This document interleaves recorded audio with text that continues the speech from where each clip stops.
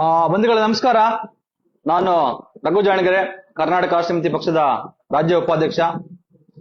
ಇವತ್ತು ಲೈವ್ ಬಂದಿರೋ ಉದ್ದೇಶ ಏನಂತ ಅಂದ್ರೆ, ನಾಳೆ ಏನು ಕರ್ನಾಟಕದಾದ್ಯಂತ ಕೆಲಸ ಮಾಡ್ತಾ ಇರುವಂತಹ ಕರ್ನಾಟಕ ಸಾರಿಗೆ ಸಂಸ್ಥೆಯ ನೌಕರರು ತಮ್ಮ ನ್ಯಾಯಯುತವಾದ ಬೇಡಿಕೆಗಳನ್ನ ಇಟ್ಕೊಂಡು ಏನು ತಮಗೆ ಸಿಗಬೇಕಾಗಿರುವಂತಹ ವೇತನ ಪರಿಷ್ಕರಣೆ, ಕಾಲಕಾಲಕ್ಕೆ ಆಗ್ಬೇಕಾದಂತಹ ವೇತನ ಪರಿಷ್ಕರಣೆ ಆಗ್ತಾ ಇಲ್ಲ ಅಂತ ಹೇಳಿ ನೌಕರರೆಲ್ಲ ಸೇರಿ ನಾಳೆಯಿಂದ ಅನಿರ್ದಿಷ್ಟ ಅವಧಿಗಳ ಕಾಲ ಮುಷ್ಕರವನ್ನ ಪ್ರಾರಂಭಿಸ್ತಾ ಇದ್ದಾರೆ. ಈ ಮುಷ್ಕರವನ್ನ ಕರ್ನಾಟಕ ರಾಷ್ಟ್ರ ಸಮಿತಿ ಪಕ್ಷ ಅವರ ನ್ಯಾಯಯುತವಾದ ಯಾವುದೇ ಒಬ್ಬ ಮನುಷ್ಯ ಇವತ್ತು ಘನತೆಯಿಂದ ಬದುಕೋದಿಕ್ಕೆ ಬೇಕಾಗಿರುವಂತಹ ನ್ಯಾಯಯುತವಾದ ಸಂಬಳ ಪ್ರತಿಯೊಬ್ಬ ಬೆವರು ಹರಿಸಿ ಕೆಲಸ ಮಾಡುವಂತಹ ಪ್ರತಿಯೊಬ್ಬರಿಗೂ ಸಿಗಬೇಕು. ಆದ್ರೆ ಇವತ್ತು ಈ ನೀಚ ಭ್ರಷ್ಟ ರಾಜಕಾರಣಿಗಳು ಯಾವುದೇ ಪಕ್ಷ ಆಗಿರ್ಲಿ, ಇವತ್ತು ಕಾಂಗ್ರೆಸ್ ಪಕ್ಷ ಆಗಿರ್ಲಿ, ಬಿಜೆಪಿ ಪಕ್ಷ ಆಗಿರ್ಲಿ, ಜೆಡಿಎಸ್ ಪಕ್ಷ ಆಗಿರ್ಲಿ, ಅವರು ಅಧಿಕಾರಕ್ಕೆ ಬರೋದಿಕ್ಕೆ ಬಣ್ಣ ಬಣ್ಣದ ನಾಟಕಗಳನ್ನ, ಬಣ್ಣ ಬಣ್ಣದ ಆಫರ್ಗಳನ್ನ ಇಟ್ಟು ಇವತ್ತು ಏನು ಚುನಾವಣೆಗಳನ್ನ ನಡೆಸಿ ಅಧಿಕಾರಕ್ಕೆ ಬರುವಂತಹ ಕಾಂಗ್ರೆಸ್ ಬಿಜೆಪಿ ಪಕ್ಷದ ನಾಯಕರುಗಳು ಇವತ್ತು ಸಾರಿಗೆ ನೌಕರರನ್ನ ಯಾರೇ ಆಗ್ಲಿ, ಯಾವುದೇ ಪಕ್ಷ ಆಗ್ಲಿ, ತೀರಾ ಕಡೆಗಣಿಸ್ತಾ ಬಂದಿರುವಂತದ್ದು ನಿಜಕ್ಕೂ ಒಂದ್ ರೀತಿಯ ನೋವಿನ ವಿಚಾರ. ಇವತ್ತು ನಾವು ರಾಜ್ಯದ ಸರ್ಕಾರದ ಭಾಗವಾಗಿ ಕೆಲಸ ಮಾಡ್ತಿರುವಂತಹ ನೌಕರರ ಪೈಕಿ ಯಾರಾದ್ರೂ ತುಂಬಾ ಶ್ರಮಪಟ್ಟು ನಿಜಕ್ಕೂ ಬೆವರ ಹನಿಯನ್ನ ತೊಟ್ಟಿಕ್ಕಿಸಿ ಕೆಲಸ ಮಾಡ್ತಾ ಇದ್ರೆ ಅದು ಸಾರಿಗೆ ನೌಕರರು ಅಂತ ಹೇಳ್ಬೋದು ನಿಜಕ್ಕೂ. ಯಾಕೆ ಅಂತ ಅಂದ್ರೆ ಸಾರಿಗೆ ನೌಕರರು ಸರ್ಕಾರಿ ಬಸ್ಗಳಲ್ಲಿ KSRTC ಆಗ್ಬೋದು, BMTC ಆಗಿರ್ಬೋದು, ಅಥವಾ ಸಾರಿಗೆ ಸಂಸ್ಥೆಯ ಇನ್ಯಾವುದೋ ಏನು ಬ್ರಾಂಚ್ಗಳಲ್ಲಿ ಕೆಲಸ ಮಾಡುವಂತವರು ಎಷ್ಟು ಕಷ್ಟದಲ್ಲಿ ಕೆಲಸ ಮಾಡ್ತಾರೆ ಅನ್ನೋದು ನಾವು ಎಲ್ಲರೂ ನೋಡಿದ್ವಿ. ಒಬ್ಬ ಕಂಡಕ್ಟರು ಅಷ್ಟು ಜನರ ಮಧ್ಯ ನುಸುಳ್ಕೊಂಡು ಹೋಗಿ ಬೆವರರಿಸಿ ಕೆಲಸ ಮಾಡೋದು ಎಷ್ಟು ಕಷ್ಟದ ಕೆಲಸ, ತ್ರಾಸದಾಯಕವಾದಂತಹ ಕೆಲಸ ಅಂತೇಳಿ ನಮ್ಮೆಲ್ಲರೂ ಗೊತ್ತಿದೆ. ಆದ್ರೆ ಅಂತಹ ಕಷ್ಟಪಟ್ಟು ಕೆಲಸ ಮಾಡುವಂತಹ ಶ್ರಮಜೀವಿಗಳು ತಮ್ಮ ಶ್ರಮಕ್ಕೆ ತಕ್ಕಂತಹ ಏನು ಕೂಲಿಯನ್ನ, ತಮ್ಮ ಶ್ರಮಕ್ಕೆ ತಕ್ಕಂತಹ ದುಡಿಮೆಗೆ ತಕ್ಕಂತಹ ಸಂಬಳವನ್ನ ಏನು ಕೇಳ್ತಾ ಇದ್ದಾರೆ ಅದನ್ನ ಕೊಡೋದಿಕ್ಕೆ ಕಳ್ಳಾಟ ಆಡ್ತಾ ಇರುವಂತಹ ರಾಜ್ಯ ಸರ್ಕಾರದ ನಡೆಯನ್ನ ಕರ್ನಾಟಕ ರಾಷ್ಟ್ರ ಸಮಿತಿ ಪಕ್ಷ ಖಂಡಿಸುತ್ತೆ. ಇದು ಕೇವಲ ಕಾಂಗ್ರೆಸ್ ಸರ್ಕಾರ ಇವತ್ತು ನಾನು ನೋಡಿದೆ, ಕಾಂಗ್ರೆಸ್ ಸರ್ಕಾರ ಇವಾಗ ಕೊಡ್ತಾ ಇಲ್ಲ, ಇವರಿಗೆ ಪರಿಷ್ಕರಣೆ ಮಾಡ್ತಾ ಇಲ್ಲ, ಹಾಗಾಗಿ ಬಿಜೆಪಿ ಅವರು ಈಗ ಪ್ರತಿಭಟನೆ ಮಾಡ್ತೀನಿ ಅನ್ನೋ ಮಾತನ್ನ, ಬಿಜೆಪಿ ಅವರು ಸಾರಿಗೆ ನೌಕರರಿಗೆ ಬೆಂಬಲ ಕೊಡ್ತೀವಿ ಅನ್ನುವಂತಹ ಮಾತನ್ನ ಮತ್ತದೇ ನಾಟಕವನ್ನ ಆಡೋದಕ್ಕೆ ಮುಂದಾಗಿದ್ದಾರೆ. ನಾನು ಮೊನ್ನೆ ಪೇಪರ್ ಅಲ್ಲಿ ನೋಡ್ತಾ ಇದ್ದೆ, ವಿಜಯೇಂದ್ರ ಅವರು ನಾವು ಸಾರಿಗೆ ನೌಕರರ ಮುಷ್ಕರವನ್ನ ಬೆಂಬಲಿಸಿ ಅವ್ರ ಪರವಾಗಿ ನಿಲ್ತೀವಿ ಅನ್ನುವಂತಹ ನಾಟಕೀಯ ಮಾತುಗಳನ್ನ ಆಡ್ತಾ ಇದ್ದಾರೆ. ಹಿಂದೆ ಬೊಮ್ಮಾಯಿ ಸರ್ಕಾರ ಇದ್ದಂತ ಸಂದರ್ಭದಲ್ಲಿ ಅವರು ಮಾಡಲ್ಲ ಅನ್ನೋ ಕಾರಣಕ್ಕಾಗೇನೆ ಸಾವಿರಾರು ಜನರು ಸರ್ಕಾರಿ ನೌಕರರು ಕೆಲಸವನ್ನ ಬಿಟ್ಟು, ಏನು ಸಾರಿಗೆ ನೌಕರರು ಕೆಲಸವನ್ನ ಬಿಟ್ಟು ಹಲವಾರು ದಿನಗಳ ಕಾಲ ಪ್ರತಿಭಟನೆಯನ್ನ ಮಾಡಿದ್ರು.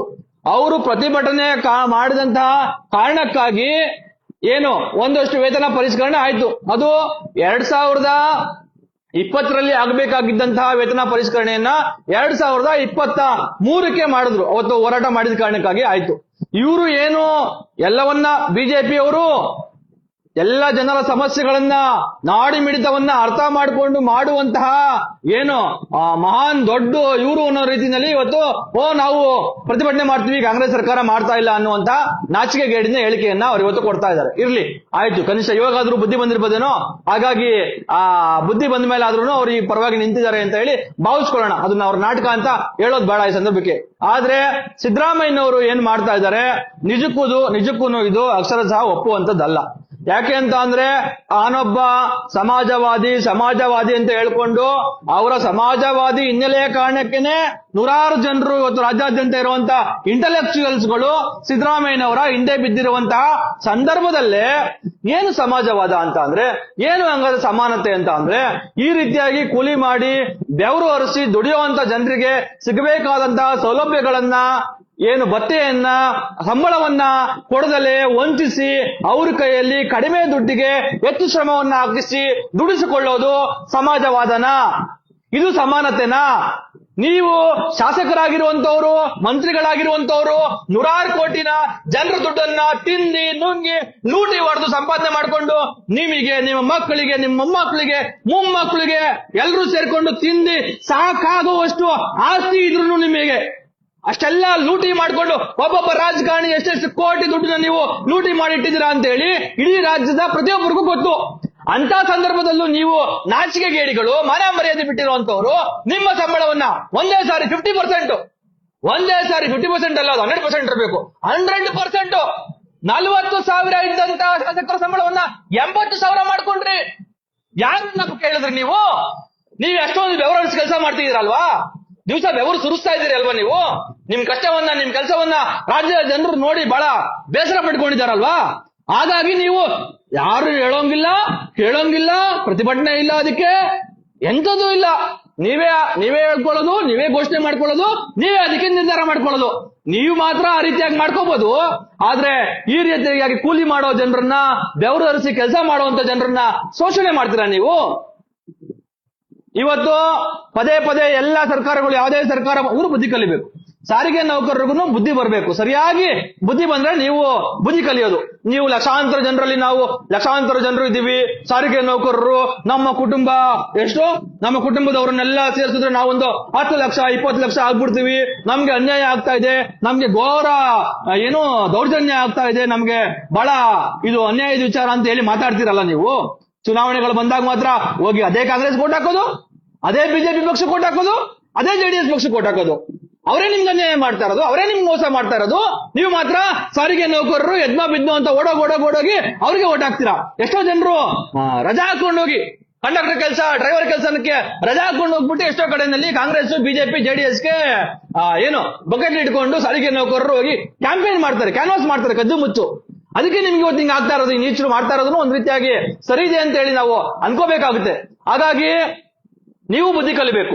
ಸಾರಿಗೆ ನೌಕರರು ನಿಮಗೆ ಯಾರು ಮೋಸ ಮಾಡ್ತಾ ಇದ್ದಾರೆ, ಯಾರು ಅನ್ಯಾಯ ಮಾಡ್ತಾ ಇದ್ದಾರೆ, ಅವ್ರನ್ನ ದೂರ ಇಡುವಂತ ಕೆಲಸವನ್ನ ಸಾರಿಗೆ ನೌಕರರು ಮೊದಲು ಎಷ್ಟು ದಿವಸ ಅಂತ ಮಾಡ್ತೀರಿ? ಏನು ವರ್ಷ ನಿಮ್ಗೆ ಸರ್ ನೀವೆಲ್ಲರೂ ಹೋಗಿ ಪ್ರತಿಭಟನೆ ಮಾಡಿದ್ರೆ ನಿಮ್ ಕೆಲಸ ಅಂತ ಅನ್ಕೊಂಡಿದ್ದೀರಿ? ಯಾಕೆ ನೀವು ಪ್ರತಿಭಟನೆ ಮಾಡಬೇಕು? ನಿಮ್ಮ ನ್ಯಾಯಯುತವಾದಂತಹ ಸಂಬಳವನ್ನ ಪಡೆಯೋದಕ್ಕೆ ಪ್ರತಿ ಸಾರಿ ಸಾರಿಗೆ ನೌಕರರು, ಸಾರಿಗೆ ಸಂಸ್ಥೆಯ ಎಂಪ್ಲಾಯೀಸ್ ಹೋಗಿ ಯಾಕೆ ಪ್ರತಿಭಟನೆ ಮಾಡಬೇಕು? ಇವ್ರು ಮಾತ್ರ ಇವ್ರಿಗೆ ಬೇಕಾಗಿರೋಷ್ಟು ಸಂಬಳವನ್ನ ಜಾಸ್ತಿ ಮಾಡ್ಕೊತಾರೆ ಕಾಲಕ್ಕೆ ಅಂತ ಅಂದ್ರೆ ಇವ್ರಿಗೆ ಮಾತ್ರ ಇನ್ಫ್ಲೇಷನ್, ಈ ತರಕ್ಕೆ ಬೆಲೆ ಏರಿಕೆ, ಇದೆಲ್ಲವೂ ಜೀವನ ನಡೆಸೋದು, ಸಂಸಾರ ನಡೆಸೋದು ಎಲ್ಲವೂ ಇವ್ರಿಗೆ ಕಷ್ಟ ಆಗ್ತಿದೆ. ಅದಕ್ಕಾಗಿ ಇವರು ಬೆಲೆ ಏರಿಕೆಯನ್ನು ಮಾಡ್ಕೋ, ಬೆಲೆ ಏರಿಕೆ ತಕ್ಕಂತೆ ಇವ್ರ ಸಂಬಳವನ್ನ MLAಗಳು, ಮಿನಿಸ್ಟರ್ಗಳು, ಇವ್ರ ಬತ್ತೆಗಳನ್ನ, ಇವ್ರ ಕಾರುಗಳು ಹಳೆವಾಗ್ಬಿಡ್ತು, ಇವ್ರಿಗೆ ಕಾರುಗಳು ಹೊಸದಾಗಿ ಮಾಡ್ಕೋಬೇಕು. ಇವ್ರು ಮಾತ್ರ ಮಾಡ್ಕೋಬಹುದು. ಅದು ಸಾರಿಗೆ ನೌಕರರಿಗೆ ಮಾಡೋದು ಯಾರು? ಸಾರಿಗೆ ನೌಕರರು ಮನುಷ್ಯರು ಅಲ್ವಾ? ಅವ್ರಿಗೇನು ಕುಟುಂಬ ಇಲ್ವಾ? ಅವ್ರಿಗೇನು ಸಂಸಾರ ಇಲ್ವಾ? ಅವ್ರ ಮಕ್ಕಳು ಶಾಲೆಗೆ ಹೋಗಲ್ವಾ? ನಿಮ್ ಯೋಗ್ಯತೆಗೆ ಸರ್ಕಾರ ನಡೆಸ್ತಾ ಇರೋ ಏನಾದ್ರು ಫ್ರೀಯಾಗಿ ಸರ್ಕಾರಿ ಶಾಲೆಗಳನ್ನ ಕಟ್ಬಿಟ್ಟು ಪರವಾಗಿಲ್ಲ ಸಾರಿಗೆ ನೌಕರರು ಎಲ್ಲ ಮಕ್ಕಳಿಗೆ ಉಚಿತವಾಗಿ ಗುಣಮಟ್ಟದ ಶಿಕ್ಷಣ ಕೊಡ್ತಾ ಇದೀನಿ ಎನ್ನುವಂತ ಏನಾದ್ರು ಆ ತರದ್ದು ಏನಾದ್ರು ಮಾಡಿದ್ರ ನೀವು? ಅದು ಇಲ್ಲ. ಅವರು ಸರ್ಕಾರಿ ಶಾಲೆ ಕಳಿಸ್ಬೇಕು, ಅಥವಾ ಇಲ್ಲ ಅಂತ ಅಂದ್ರೆ ನಿಮ್ಮ ಯೋಗ್ಯತೆಗೆ ನೀವು ಇಟ್ಟಿರುವಂತ ಸರ್ಕಾರಿ ಶಾಲೆಗೆ ಯಾರ ಮಕ್ಕಳನ್ನು ಕಳ್ಸಕ್ಕಾಗಲ್ಲ. ಹಾಗಾಗಿ ಸಾರಿಗೆ ನೌಕರರು ಅವ್ರ ಮಕ್ಕಳನ್ನು ಕಳ್ಸಕ್ಕಾಗಲ್ಲ. ಅವರು ಖಾಸಗಿ ಶಾಲೆಗೆ ತಮ್ಮ ಮಕ್ಕಳನ್ನ ಕಳಿಸ್ಬೇಕು. ಖಾಸಗಿ ಶಾಲೆಯವರು ಇವತ್ತು ಸುಲಿಗೆ ಮಾಡೋದಕ್ಕೆ ನಿಂತಿದ್ದಾರೆ. ಖಾಸಗಿ ಶಾಲೆಗಳನ್ನ ನಡೆಸ್ತಾ ಇರುವಂತದ್ದು ಕೂಡ ನಿಮ್ಮಂತ ರಾಜಕಾರಣಿಗಳೇ ಇವತ್ತು ಆಗಿದ್ದಾರೆ. ಇಂತಹ ಸಂದರ್ಭದಲ್ಲಿ ಇದೆಲ್ಲದಕ್ಕೂ ಹಣವನ್ನ ಎಲ್ಲಿಂದ ಹೊಂದಿಸ್ತಾರೆ ಸಾರಿಗೆ ನೌಕರರು? ಇವತ್ತು ಬೇರೆ ಎಲ್ಲಾ ಸರ್ಕಾರಿ ನೌಕರರಿಗೆ ಹೋಲಿಕೆ ಮಾಡ್ಕೊಂಡ್ರೆ ಸಾರಿಗೆ ಸಂಸ್ಥೆಯ ನೌಕರರು ಸಂಬಳ, ಭತ್ಯೆ ಇವೆಲ್ಲವೂ ಏನಿದೆ ತುಂಬಾ ಕಡಿಮೆ ಇದೆ ಅಂತ ಹೇಳಿ ಹೇಳಲಾಗ್ತಾ ಇದೆ. ತುಂಬಾ ಕಡಿಮೆ ಇದೆ, ಅದು ನ್ಯಾಯಯುತವಾಗಿಲ್ಲ. ಹಾಗಾಗಿ ತುಂಬಾ ತಾರತಮ್ಯವನ್ನ ಉಂಟು ಮಾಡಿದೆ. ಹಾಗಾಗಿ ನಮಗೆ ನ್ಯಾಯವಾಗಿರುವಂತಹ ಒಂದು ಸಂಬಳವನ್ನ ಪರಿಷ್ಕರಣೆ ಮಾಡಿ ಸಂಬಳವನ್ನ ಕೊಡಿ. ಅದನ್ನು ಕಾಲಕ್ಕೆ 4 ವರ್ಷಗಳಿಗೆ ಒಮ್ಮೆ ಸಾರಿಗೆ ಸಂಸ್ಥೆಯ ನೌಕರರ ಸಂಬಳ, ಭತ್ಯೆ ಇವೆಲ್ಲವನ್ನ ಪರಿಷ್ಕರಣೆ ಮಾಡುವಂತಹ ನಿಯಮ ಏನಿದೆ, ಪ್ರತಿ 4 ವರ್ಷಗಳಿಗೊಮ್ಮೆ ಮಾಡಬೇಕು ಅಂತ. ಆ 4 ವರ್ಷಗಳಿಗೊಮ್ಮೆ ನೀವು ಅವರನ್ನ ಅವ್ರ ಕೈಲಿ ಹೇಳಿಸ್ಕೊಳ್ದಲೆ ಮಾಡಿ ಸ್ವಾಮಿ. ಯಾಕೆ ನೀವು ಸರ್ಕಾರ ಅಂತೆಲ್ಲ ಇಟ್ಕೊಂಡಿರೋದು, ಸರ್ಕಾರ ಅಂತ ಮಾಡ್ಕೊಂಡ್ರು ಜನ ಯಾಕೆ ನಿಮಗೆ ಪ್ರತಿ ಸಾರಿನೂ ನಾವು ಪ್ರತಿಭಟನೆ ಮಾಡಿ, ಮುಷ್ಕರ ಮಾಡಿದ್ರೆ ನಿಮ್ ಯೋಗ್ಯತೆಗೆ ಅದನ್ನಾದ್ರೂ ಒಳ್ಳೆ ರೀತಿಯಲ್ಲಿ ನೋಡ್ತೀರಾ ನೀವು? ಬ್ರಿಟಿಷರು ಸ್ವಾತಂತ್ರ್ಯ ಹೋರಾಟದ ಸಂದರ್ಭದಲ್ಲಿ ಪ್ರತಿಭಟನೆಗಳನ್ನ, ಮುಷ್ಕರಗಳನ್ನ ಗೌರವದಿಂದ ಕಾಣ್ತಾ ಇದ್ರು. ನೀವು ನೀಚರು ಇವತ್ತು ನಮ್ಮ ದೇಶದವರು, ನಮ್ಮನ್ನ ಆಳ್ವಿಕೆ ಮಾಡ್ತಿರುವಂತ ನಮ್ಮವರೇ ಆಗಿ ನೀವಿವತ್ತು ಮೊನ್ನೆ 2020 ನಡೆದಂತಹ ಸಾರಿಗೆ ನೌಕರರ ಮುಷ್ಕರ ಸಂದರ್ಭದಲ್ಲಿ ಸುಮಾರು 2,500 ಜನರನ್ನ ಡಿಸ್ಮಿಸ್ ಮಾಡಿದ್ರಿ ನೀವು ಬಿಜೆಪಿ ಅವರು. ಅದಕ್ಕೆ ಅವ್ರ ಶಾಪ ನಿಮಗೆ ತಟ್ಟಿ ನೀವಿವತ್ತು ಅಬ್ಬೆಬಾರಿಗಳ ತರೀಕೆ ಬಿದ್ದಿರೋದು. ಅಂತ ಬೆವರು ಹರಿಸಿ ದುಡಿಯುವ ಜನರ ಶಾಪಕ್ಕೆ ಗುರಿಯಾಗಿ ಇವತ್ತು ಬಿಜೆಪಿ ಮೂಲೆ ಸೇರಿರುವಂತದ್ದು, ಕಾಂಗ್ರೆಸ್ ಪಕ್ಷ ಅಧಿಕಾರಕ್ಕೆ ಬಂದಿರುವಂತದ್ದು. ಇನ್ನು ಕಾಂಗ್ರೆಸ್ ಪಕ್ಷ ನೋಡಿ, ನಾವು ಎಲ್ಲ ಭಾಗ್ಯಗಳನ್ನ ಕೊಡ್ತೀವಿ, ಹಲವಾರು ಭಾಗ್ಯಗಳನ್ನ ಕೊಡ್ತೀವಿ ಅಂತ ಹೇಳಿ ಒಂದ್ ರೀತಿ ಆಫರ್ಗಳನ್ನ ಕೊಟ್ಟು ಚುನಾವಣೆಯನ್ನ ಗೆದ್ಕೊಂಡ್ ಬಂದು ನೀವು ಚುನಾವಣೆ ಗೆಲ್ಲೋದಕ್ಕೆ ಮಾಡಿದಂತಹ ಆಫರ್ಗಳ ಭಾಗ್ಯ ಏನಿತ್ತು, ಆ ಆಫರ್ಗಳ ಭಾಗ್ಯವನ್ನ ತೀರ್ಸೋದಕ್ಕೆ ನೀವು ಏನು 55,000 ಕೋಟಿ ರೂಪಾಯಿಗಳನ್ನ 55,000 ಕೋಟಿ ರೂಪಾಯಿಗಳನ್ನ ನೀವು ವರ್ಷಕ್ಕೆ ಅದಕ್ಕೆ ಮುಡುಪಾಗಿಡ್ತೀರಿ. ನೀವು ವರ್ಷಕ್ಕೆ ಪ್ರತಿ ವರ್ಷ ಅದನ್ನ ಖರ್ಚು ಮಾಡ್ತೀನಿ ಅಂತ ಹೇಳ್ತೀರಿ. ನಿಮ್ಗೆ ಜನ ಓಟ್ ಹಾಕ್ತಾರೆ ಅನ್ನೋ ಕಾರಣಕ್ಕಾಗಿ ನೀವು ಅದನ್ನ ಹೇಳ್ತೀರಿ. ಆದ್ರೆ ಸಾರಿಗೆ ನೌಕರರದು ಏನು 2020ರಲ್ಲಿ ಪರಿಷ್ಕರಣೆ ಆಗ್ಬೇಕಾಗಿತ್ತು. ಅದನ್ನ ಅವರ ಹೋರಾಟದ ಫಲವಾಗಿ ಬಿಜೆಪಿ ಅವರು 2023ಕ್ಕೆ ಅದ್ರದ್ದು ಪರಿಷ್ಕರಣೆ ಆಗುತ್ತೆ. ಆದ್ರೆ ಇವತ್ತು ಸಾರಿಗೆ ನೌಕರರು ಕೇಳ್ತಾ ಇರೋದು ಏನಪ್ಪಾ ಅಂತ ಅಂದ್ರೆ, ನೀವು 2023ಕ್ಕೆ ಮಾಡಿದ್ರಿ, ಆಕ್ಚುಲಿ ಅದು 2020ಕ್ಕೆ ಆಗ್ಬೇಕಾಗಿತ್ತು. 2020ರಿಂದ 23ರ ಅಂತರದ ತಿಂಗಳುಗಳು ಏನಿದಾವೆ ಅಷ್ಟು ತಿಂಗಳುಗಳ ನಮ್ಮ ವೇತನ ಪರಿಷ್ಕರಣೆ ಅರಿಯಸ್ ಏನಿದೆ ಅದನ್ನ ದಯವಿಟ್ಟು ನಮ್ಗೆ ಕೊಡಿ ಅಂತ ಹೇಳಿ ಅವರು ನ್ಯಾಯಯುತವಾದ ಬೇಡಿಕೆಯನ್ನ ಅವ್ರು ಇಟ್ಟಿದ್ದಾರೆ. ಅದ್ರಲ್ಲಿ ಏನ್ ತಪ್ಪಿದೆ? ಕೊಡ್ಬೇಕಲ್ಲ, ಹೋಗ್ಲಿ. ಅದೇನು ಕೋಟ್ಯಾಂತರ ರೂಪಾಯಿಗಳ ಬಾಬತ್ತಾ, ಹಲವಾರು ಲಕ್ಷಗಳ ಕೋಟಿಗಳ ಬಾಬತ್ತಾ? ಕೊಡೋದಕ್ಕೆ ನಿಮ್ಗೆ ಏನ್ ಸಮಸ್ಯೆ? ಅವ್ರೇನು ಕೇಳಬಾರ್ದನ್ನ ಕೇಳ್ತಾ ಇದ್ದಾರಾ? ನೀವು ಭಾಗ್ಯಗಳ ಸ್ಕೀಮ್ಗೆ 53 ಲಕ್ಷ ಹಣವನ್ನ ಹೊಂದಿಸಿ ಕೊಡ್ತೀರಾ ಅಂತ ಅಂದ್ರೆ, ಇವ್ರದ್ದು ಯಾವ್ದೋ ಜುಜ್ಮಿ ಸುಮಾರು 3,500 ಇಂದ 4,000 ಕೋಟಿಗಳ ರೂಪಾಯಿ ಏನು ಒಬ್ಬೊಬ್ರು ಎಂಪ್ಲಾಯೀಸ್ಗೂ ಸುಮಾರು 3ರಿಂದ 4 ಲಕ್ಷ ರೂಪಾಯಿ ಹಣ ಬರಬೇಕು ಅಂತ ಹೇಳಿ ಹೇಳಲಾಗ್ತಾ ಇದೆ 2020ರಿಂದ 23ಕ್ಕೆ. ಇನ್ನ ಮುಂದುವರಿದು ಈಗ 2020ರಲ್ಲಿ ಆಯ್ತು, 24ಕ್ಕೆ ಮತ್ತೆ ವೇತನ ಪರಿಷ್ಕರಣೆ ಆಗ್ಬೇಕಿತ್ತಲ್ಲ, 4 ವರ್ಷಕ್ಕೆ ಆಗ್ಬೇಕಾಗಿತ್ತಲ್ಲ. ಈಗ 2020 ಆಯ್ತು, 2024 ಬಂತು, ಮತ್ತೆ 4 ವರ್ಷ ಆಯ್ತು. ಮತ್ತೆ 4 ವರ್ಷದನ್ನ ಕಾಂಗ್ರೆಸ್ ಅವರು ಪರಿಷ್ಕರಣೆ ಮಾಡ್ಬೇಕಲ್ಲ. ನೀವು ಬಹುಶಃ 2023ರಲ್ಲಿ ಅವ್ರೇನು ಪ್ರತಿಭಟನೆ ಮಾಡಿದ್ರು 2020ರಲ್ಲಿ, ಅವಾಗ ಬಹುಶಃ ಕಾಂಗ್ರೆಸ್ ಅವರು ಹೋಗಿ ಅಲ್ಲಿ ಹೋರಾಟ ಮಾಡಿದ್ರು ಅಂತ ಕಾಣುತ್ತೆ. ಕಾಂಗ್ರೆಸ್ ಅವರು ಸಿದ್ದರಾಮಯ್ಯನವರು ಬೇಕಿದ್ರೆ ಎಲ್ಲಾ ಸ್ಟೇಜ್ಗಳಿಗೂ ಹೋಗಿ ವಿರೋಧ ಪಕ್ಷ ಇದ್ದಾಗ ಸ್ಟೇಜ್ ಅಲ್ಲಿ ಕೂತ್ಕೊಂಡು ಭಾಷಣ ಮಾಡ್ಕೊಂಡು ಒಳ್ಳೆ ಭಾಷಣ ಮಾಡ್ದು ಬಂದಿರ್ತಾರೆ. ಆದ್ರೆ ನೀವು ಭಾಷಣ ಹೊಡೆದಂಗೆ ಇವತ್ತು ನಡ್ಕೋಬೇಕಲ್ವಾ ಸಿದ್ದರಾಮಯ್ಯನವರೇ? ನೀವೀಗ 2024ಕ್ಕೆ ಇದೇ ನೌಕರರು ಮುಷ್ಕರ ಮಾಡುವಂತ ಅವಕಾಶವನ್ನ ಸೃಷ್ಟಿ ಮಾಡದ ಹಾಗೆ ನೀವು ನೋಡ್ಕೊಂಡು ಅವರ ವೇತನವನ್ನ ಪರಿಷ್ಕರಣೆ ಮಾಡುವಂತದ್ದು ನಿಮ್ಮ ಜವಾಬ್ದಾರಿ ಆಗಿರ್ಲಿಲ್ವಾ ಸಿದ್ದರಾಮಯ್ಯನವರೇ? ಯಾಕೆ ಈಗ ಮತ್ತೆ ಅವರು ಮುಷ್ಕರ ಮಾಡುವಂತ ನೀವು ಪರಿಸ್ಥಿತಿಯನ್ನ ತಂದೊಡ್ತಾ ಇದ್ದೀರಿ? ರಾಜ್ಯದ ಜನರು ಅರ್ಥ ಮಾಡ್ಕೋಬೇಕು.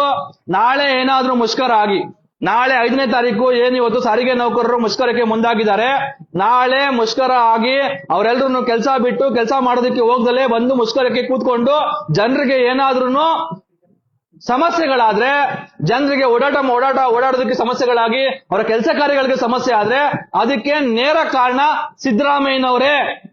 ಕಾಂಗ್ರೆಸ್ ಸರ್ಕಾರದ ಸಿದ್ದರಾಮಯ್ಯ ಮತ್ತೆ ಡಿ.ಕೆ. ಶಿವಕುಮಾರ್ ಅವರ ಸರ್ಕಾರವೇ ನಾಳಿನ ಎಲ್ಲ ಸಮಸ್ಯೆ ಮತ್ತು ನಾಗರಿಕರ ಅನಾಹುತಗಳಿಗೆ ಎಲ್ಲದಕ್ಕೂ ಸಿದ್ದರಾಮಯ್ಯ ಮತ್ತೆ ಡಿ.ಕೆ. ಶಿವಕುಮಾರ್ ಅವರ ಸರ್ಕಾರವೇ ಕಾರಣ ಅನ್ನೋದನ್ನ ರಾಜ್ಯದ ಜನರು ತಿಳ್ಕೋಬೇಕು.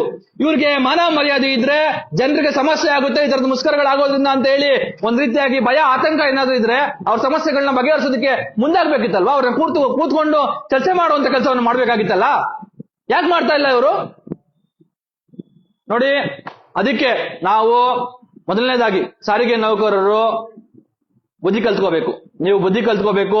ನಿಮ್ಮಲ್ಲಿ ಹಲವಾರು ಒಕ್ಕೂಟಗಳು, ವೇದಿಕೆಗಳು, ಸಂಘಗಳು, ಸಂಸ್ಥೆಗಳು ಅಂತ ನೀವೇನೆ 120 ಸಂಘ ಸಂಸ್ಥೆಗಳು ಮಾಡ್ಕೊಂಡು ನಿಮ್ಮಲ್ಲೇ ಒಗ್ಗಟ್ಟಿಲ್ಲ ಅಂತ ಹೇಳಿ ಹೇಳಲಾಗ್ತಾ ಇದೆ. ಮೊದಲು ನೀವು ಒಗ್ಗಟ್ಟನ್ನ ಬೆಳೆಸ್ಕೋಬೇಕು. ಇದು ಒಗ್ಗಟ್ಟಿಂದಂತೂ ಬಹಳ ದೊಡ್ಡ ಸಮಸ್ಯೆ ಎಲ್ಲ ಸಮಾಜದಲ್ಲಿ ಇವತ್ತು ಎಲ್ಲ ಕಡೆಗಳಲ್ಲೂ ಬಹಳ ದೊಡ್ಡ ಸಮಸ್ಯೆ ಆಗಿರೋದು ಒಗ್ಗಟ್ಟಿಲ್ಲದ ಕಾರಣಕ್ಕಾಗಿನೇ ಅದನ್ನ ಸುಲಭವಾಗಿ ಎದುರಾಳಿಗಳು ಅಥವಾ ನಾವು ಯಾವ್ದನ್ನ ನ್ಯಾಯ ಪಡ್ಕೋಬೇಕಾಗಿದೆಯೋ ನ್ಯಾಯ ಪಡ್ಕೊಳ್ಳೋದಕ್ಕೆ ಹಿನ್ನಡೆ ಆಗ್ತಾ ಇರುವಂತದ್ದು ಅಂತ ಒಗ್ಗಟ್ಟಿನ ಸಮಸ್ಯೆ. ಹಾಗಾಗಿ ಸಾರಿಗೆ ನೌಕರರು ಒಗ್ಗಟ್ಟಾಗಿ ಹೋರಾಟವನ್ನ ಮಾಡಬೇಕು. ಮತ್ತೆ ಏನು ತಮ್ಮ ಬೆವರಿನ ದುಡಿಮೆಗಾಗಿ, ತಮ್ಮ ಬೆವರಿನ ಕೂಲಿಗಾಗಿ ನೀವೆಲ್ಲರೂ ಆಗ್ರಹಿಸ್ತಾ ಇದ್ದೀರಾ. ಹಾಗಾಗಿ ನಿಮ್ಮ ಆಗ್ರಹ ಏನಿದೆ ಅದು ನ್ಯಾಯಯುತವಾಗಿದೆ. ನಿಮ್ಮ ಆಗ್ರಹಕ್ಕೆ ಕರ್ನಾಟಕ ರಾಷ್ಟ್ರ ಸಮಿತಿ ಪಕ್ಷ ಬೆಂಬಲಿಸುತ್ತೆ. ಇದು ಯಾವುದೋ ಒಂದು ಪಕ್ಷ ಸಂಘಟನೆ ಬೆಂಬಲಿಸೋದಲ್ಲ, ಮನುಷ್ಯತ್ವ ಇರುವಂತಹ ಪ್ರತಿಯೊಬ್ಬರು ಬೆಂಬಲಿಸಬೇಕು. ಇವತ್ತು ಹಳ್ಳಿನಲ್ಲಿ ಊರಲ್ಲಿ ಇವತ್ತು ಯಾವ ಹಳ್ಳಿನಲ್ಲಿ ಇವತ್ತು ಒಬ್ರೋ ಇಬ್ರು ಕಂಡಕ್ಟರ್ ಡ್ರೈವರ್ಗಳಿಲ್ಲ ಹೇಳಿ ನೋಡೋಣ. ಎಷ್ಟು ವಂಶಗಳಲ್ಲಿ ಕುಟುಂಬಗಳಲ್ಲಿ ಕಂಡಕ್ಟರ್ ಡ್ರೈವರ್ಗಳು ಕೆಲಸ ಮಾಡ್ತಾ ಇಲ್ಲ ಹೇಳಿ ನೋಡೋಣ. ಇವ್ರು ಯಾರಿಗೋ ನಮ್ಮ ಅಣ್ಣ ತಮ್ಮಂದಿರಿಗೆ, ನಮ್ಮ ರಕ್ತ ಸಂಬಂಧಿಗಳಿಗೆ, ನಮ್ಮ ಊರಿನವ್ರಿಗೆ ಆಗ್ತಾ ಇರುವಂತ ಅನ್ಯಾಯವನ್ನ ನಾವೆಲ್ಲ ಪ್ರಶ್ನೆ ಮಾಡ್ಬೇಕಲ್ವಾ, ನಾವೆಲ್ಲ ಕೇಳ್ಬೇಕಲ್ವಾ? ಸೊ ಮನುಷ್ಯತ್ವ ಇರುವಂತವ್ರು ಪ್ರತಿಯೊಬ್ರು ಕೇಳುವಂತಹ, ಪ್ರತಿಯೊಬ್ರು ಬೆಂಬಲಿಸುವಂತಹ ಹೋರಾಟ ಇದು. ಹಾಗಾಗಿ ಕರ್ನಾಟಕ ರಾಷ್ಟ್ರ ಸಮಿತಿ ಪಕ್ಷ ಸಾರಿಗೆ ನೌಕರರು ಏನು ತಮ್ಮ ನ್ಯಾಯಯುತ ಬೇಡಿಕೆಗಳಿಗಾಗಿ ಆಗ್ರಹಿಸಿ ಹೋರಾಟವನ್ನ ಮಾಡ್ತಾ ಇದ್ರೆ ಅದನ್ನು ಬೆಂಬಲಿಸುತ್ತೆ. ಇದೇ ಸಂದರ್ಭದಲ್ಲಿ ಕಾಂಗ್ರೆಸ್ ಸರ್ಕಾರವನ್ನ ಕರ್ನಾಟಕ ರಾಷ್ಟ್ರ ಸಮಿತಿ ಪಕ್ಷ ಆಗ್ರಹಿಸುತ್ತೆ. ದಯಮಾಡಿ ನೀವು ಅವರ ನ್ಯಾಯಯುತ ಬೇಡಿಕೆ ಏನಿದೆ ಅದನ್ನ ಈಡೇರಿಸಿ. ಅವ್ರದ್ದು ಏನು ಸುಮಾರು ತಿಂಗಳ ಅರಿಯರ್ಸ್ ಉಳ್ಕೊಂಡಿದೆ, ಇಂದಿನ ಪರಿಷ್ಕರಣೆಯಲ್ಲಿ ಆಗಿರುವಂತಹ ವ್ಯತ್ಯಾಸದ ದಿನಗಳ ಅರಿಯರ್ಸ್ ಏನಿದೆ ಅದನ್ನ ಕೂಡಲೇ ನೀವು ಪಾವತಿ ಮಾಡಿ. ಹಾಗೇನೆ 2024ರ ಪರಿಷ್ಕರಣೆ ಮಾಡಬೇಕಾಗಿರೋದು ಏನಿದೆ ಅದನ್ನು ಕೂಡ ಕೂಡಲೇ ಪರಿಷ್ಕರಣೆ ಮಾಡಿ. ಇನ್ನು ಮುಂದಕ್ಕೆ ಇಂಥ ಮಂಡಳಿಗಳಲ್ಲಿ ಯಾವುದೇ ರೀತಿಯಾದಂತಹ ಈ ತರದ್ದು ಹೋರಾಟಗಳಿಗೆ ಅವಶ್ಯಕತೆನೇ ಬರದ ಹಾಗೆ ನೀವು ಅವರ ಸಂಬಳವನ್ನ ಪರಿಷ್ಕರಣೆ ಮಾಡಿ. ಇವತ್ತು ನಾನು ಸಾರಿಗೆ ನೌಕರರಿಗೆ ಇನ್ನೊಂದು ಹೇಳ್ತೀನಿ, ನೋಡಿ ಅರ್ಥ ಮಾಡ್ಕೊಳ್ಳಿ. ಒಂದು ಬಹಳ ದೊಡ್ಡ ನೀವು ಎಲ್ಲ ಸೇರ್ಕೊಂಡು, ನಾವಂತೂ ಆಯ್ಕೆ ಮಾಡ್ತಾ ಇಲ್ಲ, ನೀವು ಮಾಡ್ತಾ ಇದೀರಿ. ನೀವು ಮತ್ತೆ ಕೆಲವು ಜನ ಎಲ್ಲ ಸೇರ್ಕೊಂಡು ಏನು ಕಾಂಗ್ರೆಸ್ ಬಿಜೆಪಿ ಅವ್ರನ್ನ ಆಯ್ಕೆ ಮಾಡ್ತಾ ಇದೀರಿ. ಇಂಥ ದುರುಳರು ಸೇರ್ಕೊಂಡು ಏನ್ ಮಾಡ್ತಾ ಇದಾರೆ ಅಂತಂದ್ರೆ, ಈಗಾಗ್ಲೇ ಸಾರಿಗೆ ಇಲಾಖೆಯನ್ನ, ಸಾರಿಗೆ ಸಂಸ್ಥೆಯನ್ನ ಅರ್ಧಕ್ಕರ್ಧ ಪ್ರೈವೇಟೈಸೇಷನ್ ಮಾಡಿ ಬಿಸಾಕಿದ್ದಾರೆ. ಈಗಾಗ್ಲೇ ಬಾಡಿಗೆ ಬಸ್ಗಳನ್ನ ತೆಗೆದುಕೊಂಡು ಬಾಡಿಗೆ ಬಸ್ಗಳಿಗೆ ಬಾಡಿಗೆ ಡ್ರೈವರ್, ಬಾಡಿಗೆ ಕಂಡಕ್ಟರ್ಗಳನ್ನ ಇಟ್ಟು ಅವರು ಕೆಲಸ ಮಾಡಿಸ್ತಾ ಇದ್ದಾರೆ. ಮುಂದಿನ ದಿನಗಳಲ್ಲಿ ಅವರು ಇಡೀ ಸಾರಿಗೆ ಸಂಸ್ಥೆಯನ್ನ ಖಾಸಗಿ ಸಂಸ್ಥೆಯನ್ನಾಗಿ ಮಾಡ್ತಾರೆ. ಹಾಗಾಗಿ ನಾವು ಇವತ್ತು ನೋಡಿ, ಇಡೀ ರಾಷ್ಟ್ರದಲ್ಲಿ ಒಂದು ಲಾಭದಾಯಕವಾಗಿರ್ತಕ್ಕಂಥ ಸಂಸ್ಥೆಯಾಗಿ ಕೆಲಸ ಮಾಡ್ತಾ ಇರುವಂತಹ ಕರ್ನಾಟಕ ಸಾರಿಗೆ ಸಂಸ್ಥೆನ ಇವರು ಎಷ್ಟೆಲ್ಲ ಅನುಕೂಲ ಆಗ್ತಾ ಇತ್ತು. ಸಾರಿಗೆ ಸಂಸ್ಥೆಯಿಂದ ಜನರಿಗೆ ಕಡಿಮೆ ದುಡ್ಡಿನಲ್ಲಿ ಪ್ರಯಾಣ ಸಿಗ್ತಾ ಇತ್ತು, ಸಾವಿರಾರು ಲಕ್ಷಾಂತರ ಜನರಿಗೆ ಉದ್ಯೋಗ ಸೃಷ್ಟಿ ಆಗ್ತಾ ಇತ್ತು. ಸರ್ಕಾರಿ ಉದ್ಯೋಗ ಒಂದು ರೀತಿಯಾಗಿರ್ತಕ್ಕಂಥ ಏನು ಒಂದು ಸೇಫ್ಟಿ ಇರುವಂತ, ಸೆಕ್ಯೂರಿಟಿ ಇರುವಂತ ಒಂದು ಉದ್ಯೋಗ ಸಿಗ್ತಾ ಇತ್ತು. ಮತ್ತೆ ಸರ್ಕಾರಕ್ಕೆ ಲಾಭ ಬರ್ತಾ ಇತ್ತು. ಒಂದು ಸಂಸ್ಥೆಯಲ್ಲಿ ಸರ್ಕಾರಕ್ಕೆ ಲಾಭ ಬರುವ ರೀತಿಯಲ್ಲಿ ನಡೀತಾ ಇದ್ದಂತಹ ಸಂಸ್ಥೆಯಲ್ಲಿ ಲಕ್ಷಾಂತರ ಉದ್ಯೋಗಗಳನ್ನ ಸೃಷ್ಟಿ ಮಾಡಿ ನಿರುದ್ಯೋಗಗಳನ್ನ ನಿವಾರಣೆ ಮಾಡುವಂತ ನಿಟ್ಟಿನಲ್ಲಿ ಆಗ್ತಾ ಇದ್ದಂತಹ ಕೆಲಸಕ್ಕೆ ಇವರು ಕಲ್ಲಾಕಿ ಇವರ ಜೇಬಿಗೆ ಖಾಸಗಿಯವ್ರಿಗೆ ಕರೆದಿ, ನನ್ನ ಯಾರೋ ಹೇಳ್ತಾ ಇದ್ರು, ಅಶೋಕ್ ಸರ್ಕಾರ ಇದ್ದಾಗ ಯಾವ್ದೋ ಮಾರ್ಕೋಪೋಲೋ ಅಂತ ಹೇಳಿ 500 ಬಸ್ಗಳು ತೆಗೆದುಕೊಂಡು ಕೇವಲ 1 ವರ್ಷ ಓಡಿಲ್ಲ 500 ಬಸ್ಗಳು ಅಂತ ಹೇಳ್ತಾ ಇದ್ರು. 500 ಬಸ್ಗಳಿಗೆ ಅಶೋಕ್ ತೆಗೆದುಕೊಂಡಂತಹ ಬಸ್ಗಳಲ್ಲಿ ಅಶೋಕ್ಗೆ ಎಷ್ಟು ಕಿಕ್ ಬ್ಯಾಕ್ ಹೋಗಿರ್ಬೇಕು, ಎಷ್ಟು ಹಿಂಬದಿಯಿಂದ ಅವ್ರಿಗೆ ಲಂಚ ಬಂದಿರ್ಬೇಕು, ಯಾರ ದುಡ್ಡು, ಯಾರ ತೆರಿಗೆ ಹಣ. ಇವತ್ತು ಇವ್ರು ಖಾಸಗಿ ಮಾಡೋದಕ್ಕೆ ಹೊರಟಿರೋದು ಇದಕ್ಕೆ. ಯಾರೋ ಒಬ್ಬರಿಗೆ ಬಸ್ನವ್ರಿಗೆ ಖಾಸಗಿಯವರ ಬಸ್ಗಳನ್ನ ಕೊಂಡ್ಕೊಂಡ್ರೆ, ಬಾಡಿಗೆ ತೆಗೆದುಕೊಂಡ್ರೆ ಅದರಿಂದ ಇವರು ಕಾಲಕ್ಕೆ ಅವ್ರಿಗೊಂದಷ್ಟು ಲಂಚ, ಏನು ಬೇರೆ ಬೇರೆ ತರದ್ದು ಇವ್ರಿಗೆ ಕಿಕ್ ಬ್ಯಾಕ್ಸ್ ಬರುತ್ತೆ ಅನ್ನೋ ಕಾರಣಕ್ಕಾಗಿ ಇವ್ರು ಮಾಡ್ತಾ ಇದಾರೆ. ಈಗ ಇದೇ ಸಂಸ್ಥೆ ಇಟ್ಕೊಂಡು ಪಾಪ ಬಡಪಾಯಿ ಜನರಿಗೆ ಕೆಲಸ ಕೊಟ್ಟು ಅವ್ರಿಗೆ ಸಂಬಳ ಕೊಟ್ರೆ ಈ ರಾಜಕಾರಣಿಗಳು ಹೊಟ್ಟೆ ಹೆಂಗ್ ತುಂಬುತ್ತೆ? ಇವ್ರು ಹೊಟ್ಟೆ ತುಂಬೋದ್ ಬೇಕಿಲ್ಲ ಇವ್ರಿಗೆ ಅಲ್ಲೇ ಹೊಟ್ಟೆ ತುಂಬಿದೆ, ಆದ್ರೆ ಇವ್ರಿಗೆ ಇನ್ನ ಏನೇನೋ ಗೊತ್ತಿಲ್ಲ. ಇವ್ರಿಗೆ ಇವ್ರು ಎಂತ ಪಾಪಿಗಳು ಅಂತ ಗೊತ್ತಿಲ್ಲ. ಅದ್ ಯಾಕಷ್ಟು ದುಡ್ಡನ್ನ ಮಾಡ್ತಾ ಇದಾರೆ, ಯಾಕಷ್ಟು ದುಡ್ಡನ್ನ ಬಯಸ್ತಾ ಇದಾರೆ ನನ್ಗಂತೂ ಅರ್ಥ ಆಗ್ತಾ ಇಲ್ಲ. ಒಂದು ಒಳ್ಳೆ ಸಮಾಜದಲ್ಲಿ ಎಲ್ಲರೂ ಸಂತೋಷವಾಗಿ ಸಮಾನತೆಯಿಂದ ಬದುಕುವಂತ ವಾತಾವರಣ ಇದ್ದಾಗ್ಲೂ ಕೂಡ ಈ ನೀಚರು ಯಾಕಿಷ್ಟು ದುಡ್ಡಿನ ಆಸೆಗಾಗಿ ಯಾಕಿಷ್ಟು ಜನಸಾಮಾನ್ಯರನ್ನ ಹಿಂಸೆಗೆ ಒಳಪಡಿಸ್ತಾ ಇದ್ದಾರೆ ಅಂತ ನನಗಂತೂ ಅರ್ಥ ಆಗ್ತಾ ಇಲ್ಲ. ಹಾಗಾಗಿ ಮುಂದಿನ ದಿನಗಳಲ್ಲಿ ಸಾರಿಗೆ ಸಂಸ್ಥೆಯನ್ನ ಸಂಪೂರ್ಣವಾಗಿ ಖಾಸಗೀಕರಣ ಮಾಡೋದಕ್ಕೆ ಎಲ್ಲಾ ತಯಾರಿಗಳು ನಡೆದೋಗಿದೆ. ಹಾಗಾಗಿ ಖಾಸಗಿ ಏನು ಸಾರಿಗೆ ಸಂಸ್ಥೆಯ ನೌಕರರಿದ್ದೀರಿ, ನೀವೆಲ್ಲ ಎಚ್ಚೆತ್ಕೋಬೇಕು. ನೀವೇನ್ ಲಕ್ಷಾಂತರ ಜನರು ನಾವಿದ್ದೀವಿ, ನಮ್ಮ ಕುಟುಂಬದವರೆಲ್ಲ ಸೇರಿಸಿ 16 ಲಕ್ಷ ಆಗ್ತೀವಿ ಅಂತ ನೀವು ಹೇಳ್ತಾ ಇದ್ದೀರಿ. ದಯವಿಟ್ಟು ಒಳ್ಳೆಯವ್ರನ್ನ ಆಯ್ಕೆ ಮಾಡ್ಕೊಳ್ಳಿ, ಒಳ್ಳೆ ರಾಜಕಾರಣಿಗಳನ್ನ ಆಯ್ಕೆ ಮಾಡ್ಕೊಳ್ಳಿ. ಇಡೀ ರಾಜ್ಯದ, ಇಡೀ ದೇಶದ, ಇಡೀ ಸಮಾಜದ ಕಲ್ಯಾಣ ಒಳ್ಳೆಯ ರಾಜಕಾರಣಿಗಳನ್ನ ಆಯ್ಕೆ ಮಾಡಿಕೊಂಡಾಗ ಮಾತ್ರ ಸಾಧ್ಯ ಅನ್ನೋದನ್ನ ದಯವಿಟ್ಟು ಪ್ರತಿಯೊಬ್ರು ಅರ್ಥ ಮಾಡ್ಕೊಳ್ಳಿ. ಮುಂದಿನ ದಿನಗಳಲ್ಲಿ ಇಂತಹ ಹೋರಾಟಗಳ ಅನಿವಾರ್ಯತೆಯೇ ಒದಗಿ ಬರದೇ ಇರುವಂತಹ ಜನಪ್ರತಿನಿಧಿಗಳು, ಅಂತಹ ಸೂಕ್ಷ್ಮತೆ ಸಂವೇದನೆ ಇರ್ತಕ್ಕಂತಹ ಜನರ ಸಮಸ್ಯೆಗಳನ್ನ ಅರ್ಥ ಮಾಡಿಕೊಂಡು ಸ್ಪಂದಿಸುವಂತಹ ಜನಪ್ರತಿನಿಧಿಗಳನ್ನ ನಾವೆಲ್ಲರೂ ಆಯ್ಕೆ ಮಾಡಿಕೊಂಡ್ರೆ ಈ ತರದ ಹೋರಾಟಗಳು ಮಾಡುವಂತಹ ಅನಿವಾರ್ಯತೆ ಇರಲ್ಲ. ಆ ನಿಟ್ಟಿನಲ್ಲಿ ಸಾರಿಗೆ ನೌಕರರು ಯೋಚನೆ ಮಾಡ್ಲಿ. ಈಗ ಏನು ನಾಳೆ ಅವರು ಮುಷ್ಕರವನ್ನ ಮಾಡ್ತಾ ಇದ್ದಾರೆ, ಅದಕ್ಕೆ KRS ಪಕ್ಷ, ಕರ್ನಾಟಕ ರಾಷ್ಟ್ರ ಸಮಿತಿ ಪಕ್ಷ ಎಲ್ಲ ರೀತಿಯ ಸಹಕಾರವನ್ನ ಬೆಂಬಲವನ್ನ ಕೊಡೋದ್ರ ಮುಖಾಂತರ ಅವರ ಜೊತೆಯಲ್ಲಿ ನಿಲ್ಲುತ್ತೆ. ಅವರ ಹೋರಾಟ ಗೆಲ್ಲುವವರೆಗೆ, ಅವರ ಬೇಡಿಕೆಗಳು ಈಡೇರುವವರೆಗೆ ಕರ್ನಾಟಕ ರಾಷ್ಟ್ರ ಸಮಿತಿ ಪಕ್ಷ, ಕರ್ನಾಟಕ ಸಾರಿಗೆ ಸಂಸ್ಥೆಯ ನೌಕರರು ನಡೆಸ್ತಾ ಇರ್ತಕ್ಕಂಥ ಈ ಹೋರಾಟದಲ್ಲಿ ಅವರ ಜೊತೆಯಲ್ಲಿ ಭಾಗಿಯಾಗಿರುತ್ತೆ ಅಂತಕ್ಕಂಥ ಒಂದು ಏನು ನಮ್ಮ ಪಕ್ಷದ ಬೆಂಬಲವನ್ನ ನಾನು ಈ ಮುಖಾಂತರ ಅವರಿಗೆ ತಿಳಿಸೋದಿಕ್ಕೆ ಕೊಡೋದಿಕ್ಕೆ ಇಷ್ಟಪಡ್ತಾ ಇದ್ದೀನಿ. ಎಲ್ರು ಜನರು ಏನಲ್ಲ, ಇದು ಕೇವಲ ನಾಳೆ ನಿಮ್ಗೆ ಏನೋ ಇನ್ಕನ್ವೀನಿಯನ್ಸ್ ಆಗ್ತವೆ, ಏನೋ ಸಮಸ್ಯೆ ಆಗ್ತವೆ ಅಂತ ಹೇಳ್ಕೊಂಡು ಬೈಕೊಂಡು ತಿರುಗಾಡೋದಲ್ಲ. ನಾವೆಲ್ಲರೂ ಇವತ್ತು ಅವರ ಬೆವರಿನ ಕೆಲಸಕ್ಕೆ ಕೂಲಿಗಾಗಿ ಆಗ್ರಹಿಸಿ ನಡೆಸ್ತಾ ಇರ್ತಕ್ಕಂತ ಈ ಹೋರಾಟಕ್ಕೆ ನಾವೆಲ್ಲರನ್ನು ಸಹಕರಿಸಬೇಕು. ಅವ್ರಿಗೂ ಬಹಳಷ್ಟು ಜನರು ಅವರೇನೆ ಕಳೆದ ಬಾರಿ 2,500 ಜನ ಡಿಸ್ಮಿಸ್ ಆಗಿ ಅವ್ರ ಕುಟುಂಬಗಳು ಏನೇನಾದ್ವೋ ಗೊತ್ತಿಲ್ಲ, ಅಷ್ಟೆಲ್ಲ ಒಂದಷ್ಟು ರಿಸ್ಕ್ ಗಳನ್ನ ಇಟ್ಕೊಂಡು ಕೂಡ ಅವ್ರು ಇವತ್ತು ಹೋರಾಟಕ್ಕೆ ಮುಂದಾಗಿದ್ದಾರೆ. ಹಾಗಾಗಿ ಕಾಂಗ್ರೆಸ್ ಸರ್ಕಾರ ಕೂಡಲೇ ಅವರ ಸಮಸ್ಯೆಗಳಿಗೆ ಸ್ಪಂದಿಸಿ ಅವರ ಬೇಡಿಕೆಗಳನ್ನ ಈಡೇರಿಸಲಿ ಅಂತ ಹೇಳಿ ನಾವು ನೀವೆಲ್ಲ ಸೇರಿ ಇವರ ಹೋರಾಟವನ್ನ ಬೆಂಬಲಿಸೋಣ ಅಂತ ಕೇಳ್ಕೊತಾ ನಾನು ಇವತ್ತಿನ ಲೈವ್ ಕಾರ್ಯಕ್ರಮವನ್ನ ಮುಕ್ತಾಯ ಮಾಡ್ತಾ ಇದ್ದೀನಿ. ಜೈ ಹಿಂದ್, ಜೈ ಕರ್ನಾಟಕ, ಜೈ KRS. ನಮಸ್ಕಾರ.